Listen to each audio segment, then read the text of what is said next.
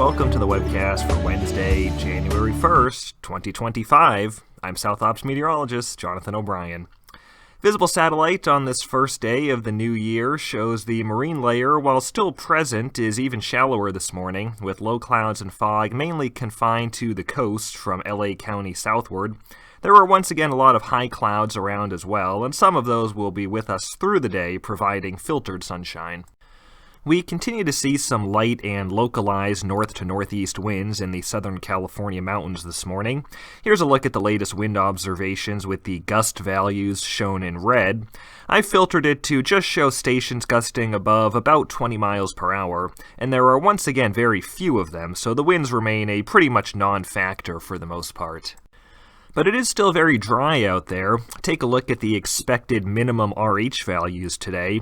We'll see min RH in the single digits and teens over Southern California away from that shallow marine layer, with continued higher RH over Central California. And Thursday is going to be very similar once again, both from a winds and an RH perspective. And as a result, we'll continue to see locally elevated fire weather conditions over Southern California through Thursday, but the winds are much too light and localized for any critical conditions to develop. Otherwise, we'll be on a more noticeable warming trend the next couple days. Here's a look at today's forecast highs. And the warmth peaks tomorrow when the warmer Southern California valleys will surge into the upper 70s and even some low 80s possible. We've got changes for the end of the week, though. A ridge of high pressure will be giving us the warmer weather through Thursday, but it'll be replaced by a fairly weak Pacific trough Friday into Saturday. Then all eyes remain on next week as stronger high pressure sets up over the Pacific, while a deep trough potentially digs into the desert southwest. As that end-of-week trough moves through, it will cool us down substantially starting Friday and especially by Saturday, when valley highs will only reach the mid-50s to mid-60s. We'll also see a deep marine layer develop and a large increase in humidity, so Saturday especially is looking like a pretty gloomy winter's day, and we will get rid of any of those localized elevated fire weather conditions. For precipitation, however, it continues to look like a minor system. Showers are likely mainly north of a Monterey-Fresno County line on Friday night and Saturday, but accumulations are likely to be mostly under half an inch, maybe locally a little higher in the central Sierra, with snow levels around 7,000 feet. As that little storm moves through, westerly winds of 20 to 30 miles per hour with gusts to 50 miles per hour will surface over the mountain ridges and desert passes Friday afternoon into Saturday. Breezy northerly winds will then develop Saturday night and Sunday, including what could be some pretty potent sundowners over Santa Barbara County, but there's no real concerns with those given RH will remain pretty high. And really all eyes remain on next week. That upper-level pattern I showed earlier is a perfect one for setting up a significant Santa Ana wind event beginning Tuesday of next week.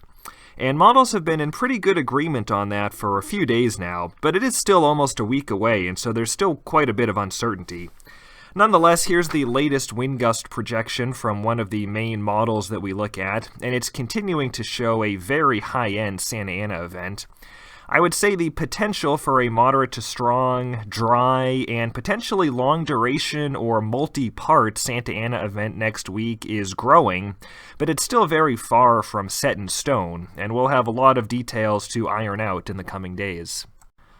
Otherwise, large fire potential will remain fairly low the next couple days, but there will remain those locally elevated conditions over Southern California through Thursday, especially due to those low RHs.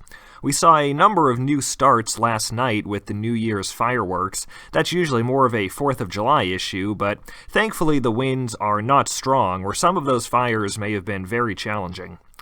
Fire potential will decrease further by Friday and Saturday as temperatures cool and RH increases.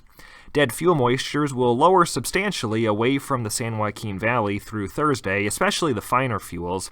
Then they will increase some Friday through this weekend. Beyond then, large fire potential may become high over Southern California beginning Tuesday next week if those Santa Ana winds do come in. If forecast models remain in agreement, high-risk days may be added to the forecast as early as tomorrow.